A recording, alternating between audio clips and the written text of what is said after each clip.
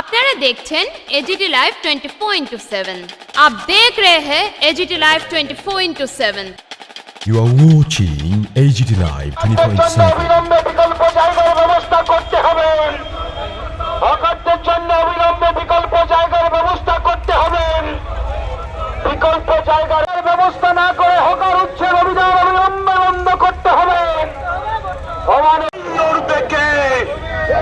এই লড়াই করবে কে? এই লড়াই তো শেষ নয়। এই লড়াই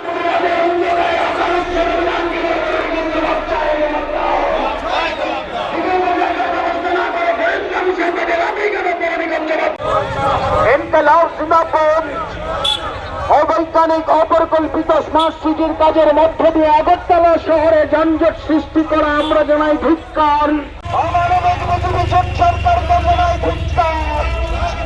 বিকল্প পুনর্বাসনের ব্যবস্থা না করে রাতের অন্ধকারে হকার উচ্ছেদ অভিযান কেন আগরতলা পৌর নিগম জবাব চাই। বিকল্প জায়গার ব্যবস্থা না করে রাতের অন্ধকারে উচ্ছেদ অভিযান কেন আগরতলা পৌর নিগম পেটে লাথি মারা আগরতলা পৌর নিগমকে জানাই ধিক্কার। বিকল্প পুনর্বাসনের ব্যবস্থা না করে রাতের অন্ধকারে হকার উচ্ছেদ অভিযান কেন পৌর নিগম জবাব চাই। যুবক অমানবিক আগরতলা পৌর নিগম হায় হায়। অমানবিক বিজেপি সরকার হায় হায়। অমানবিক বিজেপি সরকার হায় হায়। রাতের অন্ধকারে উচ্ছেদ অভিযান কেন জবাব চাই। যুবক বিকল্প পুনর্বাসনের ব্যবস্থা না করে রাতের অন্ধকারে অমানবিক উচ্ছেদ অভিযান বন্ধ করতে হবে। অবিলম্বে বিকল্প জায়গার ব্যবস্থা করতে হবে। হকারদের জন্য বিকল্প জায়গার ব্যবস্থা করতে হবে। বিকল্প জায়গার ব্যবস্থা না করে হকার উচ্ছেদ অভিযান বন্ধ করতে হবে। অমানবিক বিজেপি সরকার হায় হায়। অমানবিক আগরতলা পৌর নিগম হায় হায়। আগরতলা পৌর নিগমকে জানাই ধিক্কার। আগরতলা পৌর নিগমকে জানাই ধিক্কার। গরিবের পেটে লাথি মারা আগরতলা পৌর নিগম হায় হায়। গরিবের পেটে লাথি মারা আগরতলা পৌর নিগম হায় হায়।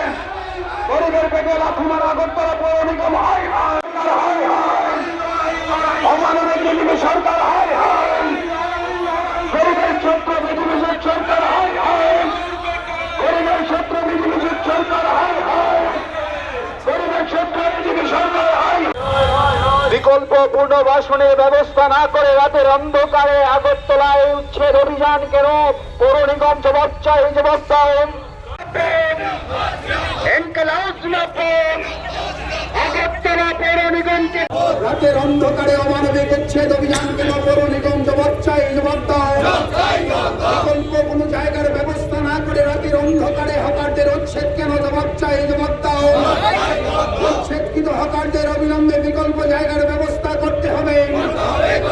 অমানবিক বিজেপি সরকার হায় হায়। গরিবের শত্রু বিজেপি সরকার হায় হায়। বিকল্প জায়গার ব্যবস্থা না করে আগরতলা শহরে রাতের অন্ধকারে হকার উচ্ছেদ অভিযান কেন পৌর নিগম জবাব চাই। জবাব দাও। অবৈজ্ঞানিক অপরিকল্পিত কাজের মধ্য দিয়ে আগরতলা শহরে যানজট সৃষ্টি হয় কেন পৌর নিগম জবাব চাই। জবাব দাও। অনৈতিক উচ্ছেদ অভিযানকে জানাই ধিক্কার। মানুষের পেটে লাথি মারা আগরতলা অমানবিক পৌর নিগমকে জানাই ধিক্কার। গরিবের শত্রু বিজেপি সরকার হায় হায়। অবিলম্বে উচ্ছেদকৃত হকারদের বিকল্প জায়গার ব্যবস্থা করতে হবে। উচ্ছেদকৃত হকারদের জন্য বিকল্প জায়গার ব্যবস্থা করতে হবে। বিকল্প জায়গার ব্যবস্থা না হওয়া পর্যন্ত এই উচ্ছেদ অভিযান বন্ধ করতে হবে। বিকল্প জায়গার ব্যবস্থা না হওয়া পর্যন্ত এই উচ্ছেদ অভিযান বন্ধ করতে হবে। পৌর নিগমের এই অনৈতিক উচ্ছেদ অভিযানকে জানায় ধিক্কার। গরিব মানুষের পেটে লাথি মারা আগরতলা পৌর নিগমের এই অনৈতিক উচ্ছেদ অভিযানকে জানায় ধিক্কার। বিকল্প জায়গার ব্যবস্থা না করে কেন হকার উচ্ছেদ অভিযান আগরতলা পৌর নিগম জবাব চাই। জবাব দাও। অবিলম্বে উচ্ছেদ অভিযান বন্ধ করতে হবে। হকারদের জন্য বিকল্প জায়গার ব্যবস্থা করতে হবে। হকারদের জন্য বিকল্প জায়গার ব্যবস্থা করতে হবে। গরিব মেহনতি মানুষের স্বার্থে সিপিআইএম লড়ছে, লড়বে। ডাবল ইঞ্জিনের সরকার, ট্রিপল ইঞ্জিনের সরকার, দিল্লিতে তারা, রাজ্যে তারা পৌরসভায় তাদের নাকি পয়সার কোনো অভাব নেই, টাকার কোনো অভাব নেই। এই ডাবল ইঞ্জিন ট্রিপল ইঞ্জিনের মধ্য দিয়ে তারা নাকি রাজ্যের মানুষকে স্বাচ্ছন্দ্য দেবে। কিন্তু আমরা লক্ষ্য করলাম নতুন রাস্তাঘাট বানানোর পরিবর্তে, নতুন ড্রেন তৈরি করার পরিবর্তে, নতুন করে শহরকে সাফাই করার পরিবর্তে তারা নতুন রাস্তা আমদানি করলো। কি রাস্তা? গরিব মানুষকে উচ্ছেদ করে দেব, শহরের মধ্যে গরিব মানুষ থাকতে পারবে না। আপনারা লক্ষ্য করেছেন আমাদের রাজ্যে বেশ কয়েকবার প্রধানমন্ত্রী এসেছিল। প্রধানমন্ত্রী যখনই আমাদের রাজ্যে আসে, প্রধানমন্ত্রীর কাছে রাজ্যের গরিব মানুষ যাতে প্রধানমন্ত্রী দেখতে না পারে, গরিবের যন্ত্রণা যাতে দেখতে না পারে, ওই দোকান যারা পাশে রাস্তায় বসে দোকান করে দোকানগুলো উচ্ছেদ করে পর্দা দিয়ে ঢেকে দেয় প্রধানমন্ত্রীর আসা যাওয়ার রাস্তায়। বিগত 3 দিন ধরে তারা একই কাজ করছে। আপনাদের জানার জন্য বলছি, সুপ্রিম কোর্টের নির্দেশিকা আছে, যদি হকারদের উচ্ছেদ করতে হয় তাদেরকে বিকল্প ব্যবস্থা করতে হবে। আমাদের রাজ্যের বামফ্রন্ট সরকার, আমি বামফ্রন্টের গুণ কীর্তন করার জন্য এখানে মাইকের সামনে দাঁড়াইনি, কিন্তু নাগরিকদের অভিজ্ঞতা আছে। আপনারা যারা আমাদের কথা শুনছেন, আপনাদের অভিজ্ঞতা আছে।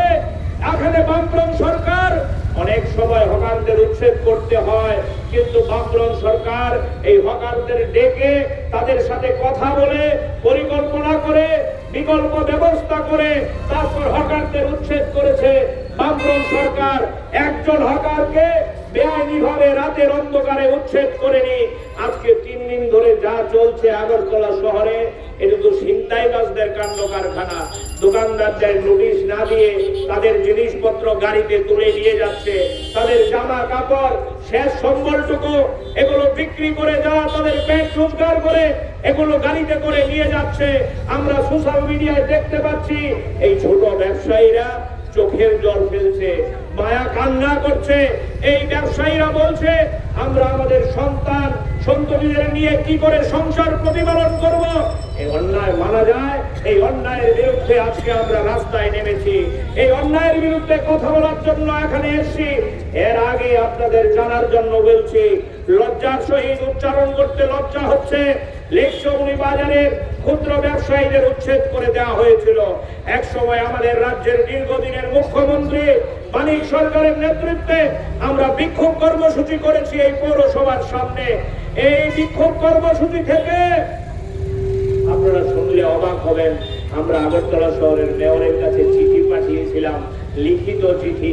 আপনি আমাদের একটু সময় দিন, আমরা পৌরসভা অফিসের ভিতরে ঢুকে বিক্ষোভ করব না, পৌরসভার দরজা জানালেও আমরা ভাঙবো না, আমরা এখানে হিংসাত্মক কোনো কর্মসূচি করব না। আমরা 4-5 জন প্রতিনিধি আপনার সাথে কথা বলতে চাই। লজ্জায় ঘৃণায় মাথা হেড হয়ে যাচ্ছে। আমাদের রাজ্যের প্রাক্তন এমপি পর্যন্ত টেলিফোন করে মেয়র সাহেবকে অনুরোধ করেছিল আমাদেরকে একটু সময় দিন, আমরা আপনার সাথে একটু কথা বলতে চাই। আজকে 6 মাস অতিক্রান্ত, মেয়র সাহেবের সময় হয়নি। আমরা একবার চিঠি দিয়েছি, আবার রিমাইন্ডার করে আগের ফাইল নাম্বার দিয়ে আবার চিঠি দিয়েছি। 5 মিনিটের জন্য সময় দেওয়ার হিম্মত হয়নি মেয়র সাহেবের।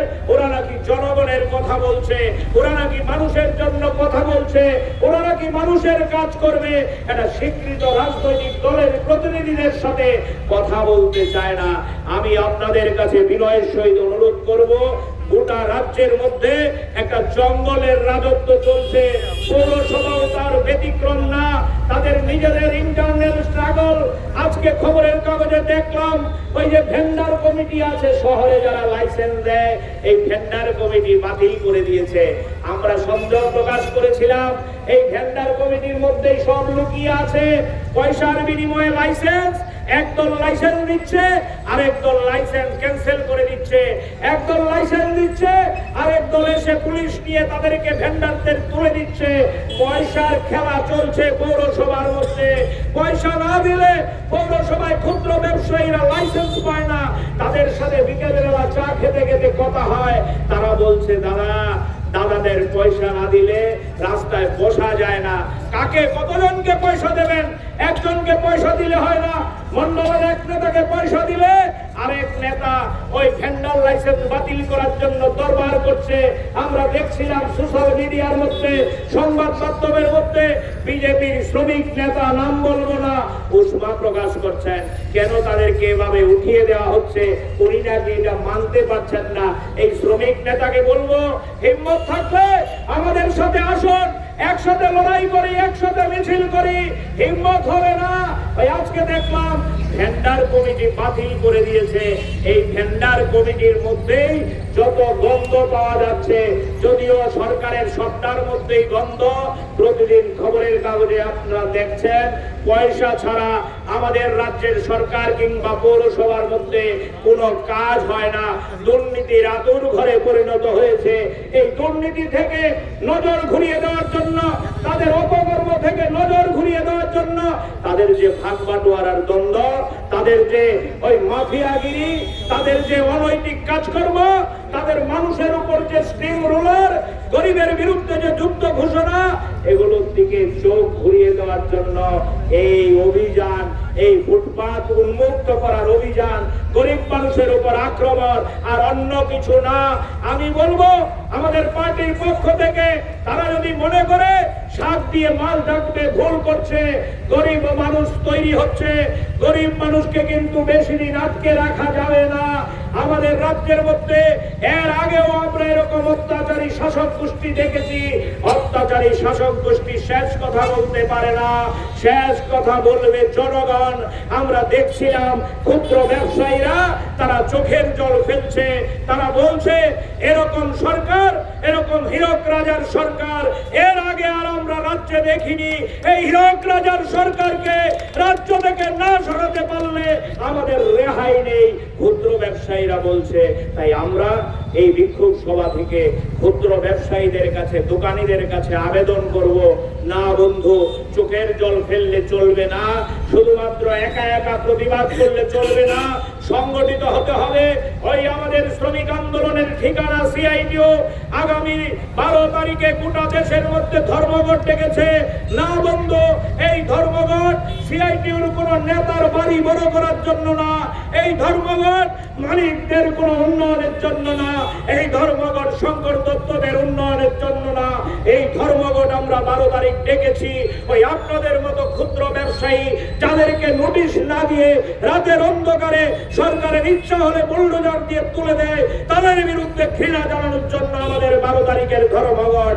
চলুন আপনাদের কাছে আবেদন করব, যদি আপনাদের অস্তিত্ব টিকিয়ে রাখতে চান, যদি আপনারা লড়াই করে বাঁচতে চান, তাহলে আগামী 12 তারিখের যে ধর্মঘট, এই ধর্মঘটের লড়াইয়ে আপনারাও সামিল হন, আপনারাও এগিয়ে আসুন। চলুন পুনর্বাসন না করে তাদের পেটে লাথি মারা কেন বিজেপি সরকার? জবাব চাই, জবাব দাও। ইনকিলাব করছেন নিয়ম অনুযায়ী ताদের সঙ্গে ये न्यूज कंटेंट देखने के लिए शुक्रिया। अगर आपका कोई सुझाव है तो हमें कमेंट कीजिए, सब्सक्राइब कीजिए AGT Live 24/7। Thanks for watching AGT Live 24/7. আপনাদের রাস্তা তো পরিষ্কার করা হয়েছে, প্রশস্ত করা হয়েছে, দিব্যি বলে দিচ্ছে বামফ্রন্টের সময় নাকি কভার ট্রেনকে ইত্যাদি ছিল না। কি করে বলছে আমি তো বুঝতে পারি না। এই আমি যেখানে দাঁড়িয়ে বক্তৃতা করছি, পুরো নিগম থেকে মেয়র যেখানে প্রতিদিন বেরিয়ে আসে, এখানে তো একটা কাটা খাল ছিল, যে খালটা এসছে একেবারে সেই মহারাজ বাজার থেকে ঘুরে এসে এটা কালা পাড়িয়ে গিয়ে বাংলাদেশে ঢুকেছে। এটাও বড় কভার ট্রেন হয়েছে, পরিকল্পিত। দেখবেন যে রাস্তার সঙ্গে সাযুজ্য রেখে কভার ট্রেন, তাহলে রাস্তাটা প্রশস্ত হলো, রাস্তার পাশে দোকানিদের অসুবিধা হলো না। 2, ওই রাম ঠাকুর সঙ্গে এখান থেকে মোটর স্ট্যান্ড হয়ে আখাউড়ার খাল যেটা বাংলাদেশে গিয়েছে, এটার উপরে কভার ট্রেন করা হয়েছে। তার উপরে যারা ছিল তাদের বিকল্প ব্যবস্থা করা হয়েছে এই দুটো ট্রেন নির্মাণ করতে গিয়ে। এটা করার পরও দেখবেন যে মেইন রোডের সঙ্গে সমতলে কভার ট্রেন করা হয়েছে। এতে পথচারীদের কোনো অসুবিধা হয়নি, দোকানিদের কোনো অসুবিধা হয়নি, এটা মেনেই করা হয়েছে। বলছেন তো কভার ট্রেন হয়নি। বিদুলকর্তা চমুনি থেকে কর্নেল চমুনি এটাও ছিল একটা বড় খালের মতো, এটার উপরে কভার ট্রেন হয়েছে রাস্তার সঙ্গে সাযুজ্য রেখে। বলছেন কভার ট্রেন হয়নি। আমার তা স্মরণে পড়ছে আস্তাবল মাঠ থেকে হারদন সংঘ হয়ে যেটা বাঁধের কাছে নিয়ে লাগানো হয়েছে, কেন এখানে গত 8 বছরে পাম্পটা বসলো না? পাম্পিং করে জলটা কাটাখালে ফেলার কথা। কভার ট্রেন তো তখন করে দেওয়া হয়েছে। জানি না আজও সে পাম্প সেখানে বসেছে কিনা। পাম্প তো বসানো হয়নি যতটুকু জানি, যে উদ্দেশ্যে করা হয়েছে। শুধু তাই, কর্নেল চৌমুনির থেকে বিজয় কুমার চৌমুনি হয়ে রামনগরের দিকে যে ড্রেনটা, এটার কাজও শুরু হয়েছিল। মানুষকে বুঝিয়ে কোথাও তো বল প্রয়োগ করতে হয়নি, কথাবার্তা বললে এগুলো করা হয়েছে। কাটাখালের উপর যারা ছিল তাদেরকেও তুলে দেওয়া হয়েছে। এমনকি যারা উঠেছে তাদের অনেকের আবাসন দেওয়া হয়েছে। এই জিবির থেকে তুলে নিয়ে, জিবিটা দখল হয়ে গিয়েছিল জায়গায় জায়গা, হাসপাতাল বানাতে হবে। তাদেরকে নিয়ে আমরা সেখানে 256 পরিবারকে সেখানে আমরা ঘর দিয়ে দিয়েছি, ফ্ল্যাট পেয়েছি। 1 পয়সা দিতে হয়নি। রাধানগর সেকেন্ড ব্রিজ, একটা ব্রিজ ছিল, যানজট তৈরি হয়। দ্বিতীয় ব্রিজ নির্মাণ করতে গিয়ে তাদেরকে তুলে নিয়ে আমরা রাধানগরে আবাসন করে এখানে 198 পরিবারকে আমরা ফ্ল্যাট দিয়েছি। শ্মশানে যাবে, গাড়ি ঢুকতে পারে না।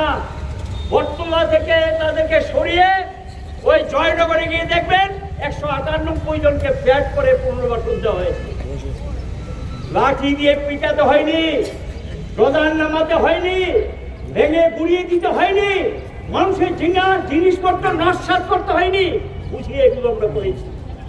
তো এক কথায় কথায় বলছেন যে বামফ্রন্ট সরকার সবে এই হয়েছে সেই হয়েছে।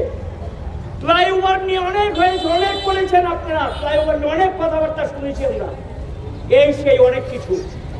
এই ফ্লাইওভার করতে গিয়েও যারা পড়েছে, যারা আমাদের কাছে চেয়েছে, তাদের বিকল্প ব্যবস্থা করে দিয়েছি। যদিও ফ্লাইওভারের জায়গা 1960-এর দশকে এটা গভর্নমেন্টের অ্যাকোয়ার করা জায়গা, সেই জায়গার টাকাও নিয়েছে, কিন্তু তাদের সঙ্গে 25 থেকে 26 বার মিটিংয়ে পরও রাজি হয় না। সরকারি অ্যাকোয়ার করা জায়গা রাজি হয় না। সবাই সহযোগিতা করেছে, মুসলিমও কয়েকটা পরিবার সহযোগিতা করেনি। আমরা তাদের সঙ্গে দফায় দফায় বসেছি, আমরা মাইকিং করেছি 7 দিন যাবত, তারপরে আমরা ব্যবস্থা নিয়েছি। সেটার বিরুদ্ধে হাইকোর্টে গিয়েছিল, উচ্চ আদালত বলে দিয়েছে। আরে বলছেন কি করে আপনার কোর্টে আসে? হাইকোর্ট বলে দিয়েছে 60-এর দশকে টাকা নিয়েছে, জায়গা অ্যাকোয়ার করা হয়েছে, এই জায়গাতে ঘর করে বসে আছে, এটা কি করে হয়? হাইকোর্ট নাকচ করে দিয়েছে। এই বেনিফিশিয়ারি অফিসারের বিরুদ্ধে মামলা হয়েছে। এই কাজ হয়েছে এগুলো। সেই এই যে ফ্লাইওভারটা তো চালু হয়েছে, এখনো তো চলছে। এটা যদি না থাকতো আজকে শহরের অবস্থাটা কি দাঁড়াতো? কথায় কথায় বলছেন ইমারত তৈরি, আগরতলা নাকি কিচ্ছু হয়নি, এখন নাকি সব হয়ে গেছে। এই যে এখানে দাঁড়িয়ে কথা বলছি, আইটিএম হসপিটালের পুরনো ঘরটা আমরা রেখে দিয়েছিলাম, ঐতিহ্য ঠাকুর। এই যে হয়েছে বিল্ডিং গুলো, কে করেছে এগুলো?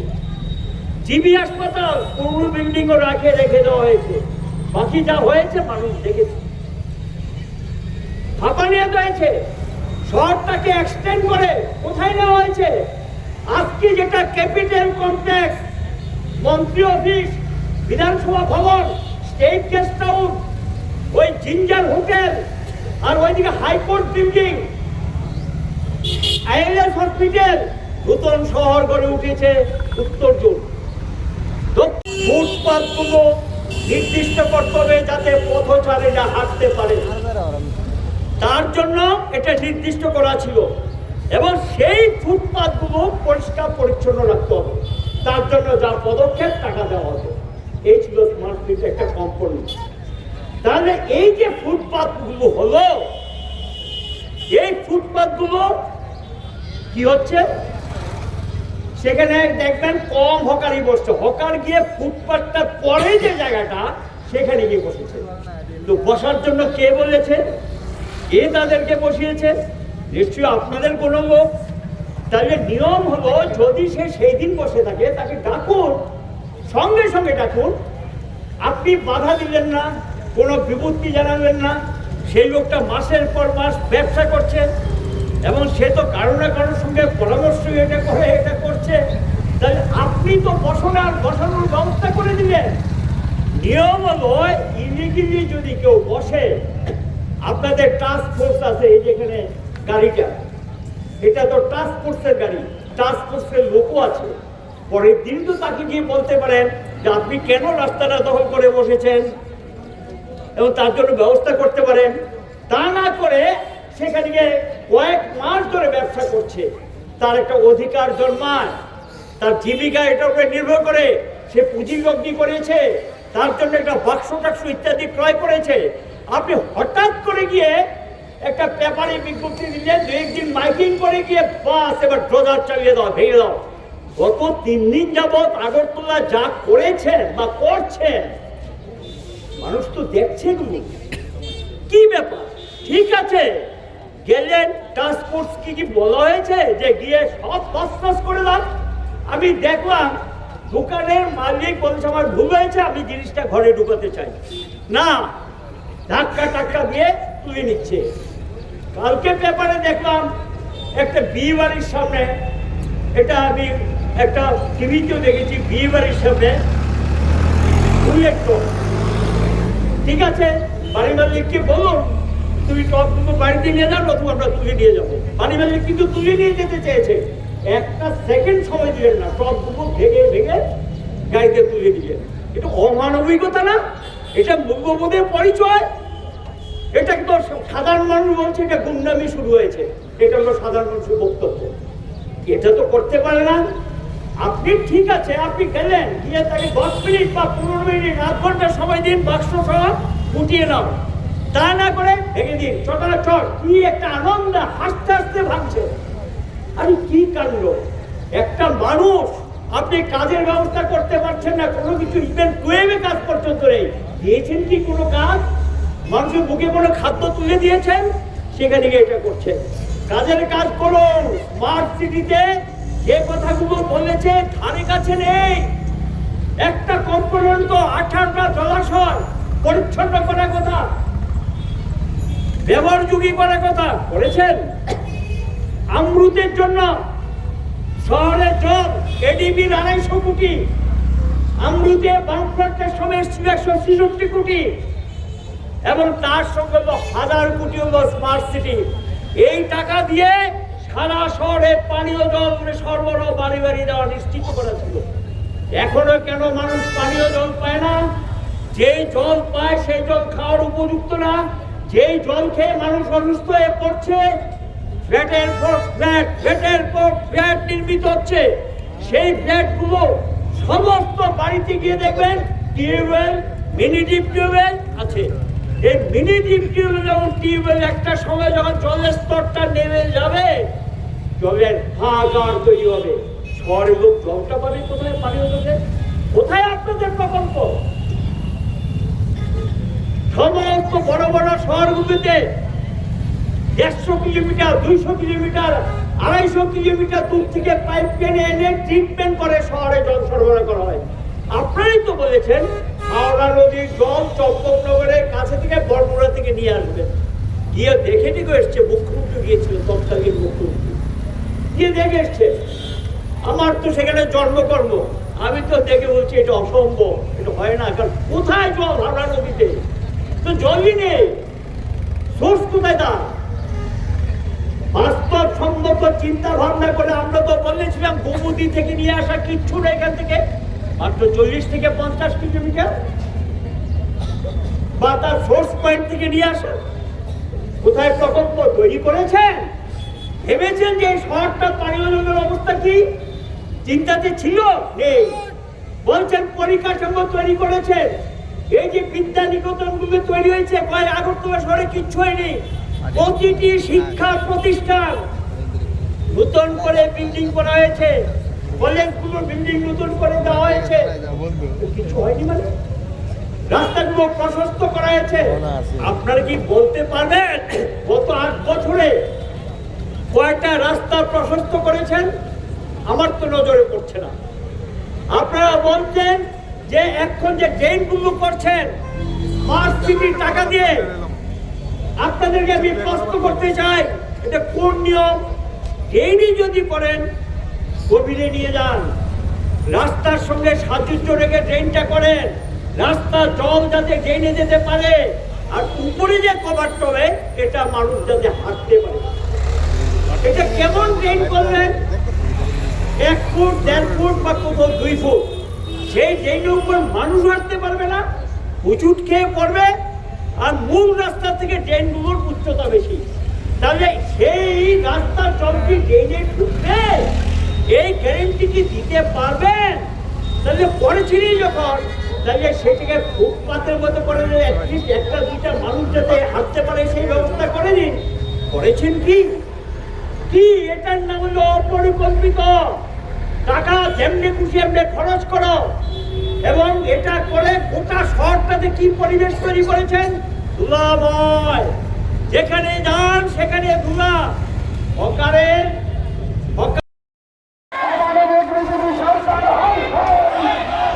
ये न्यूज़ कंटेंट देखने के लिए शुक्रिया। अगर आपका कोई सुझाव है तो हमें कमेंट कीजिए, सब्सक्राइब कीजिए AGT Live 24/7। Thanks for watching AGT Live 24/7.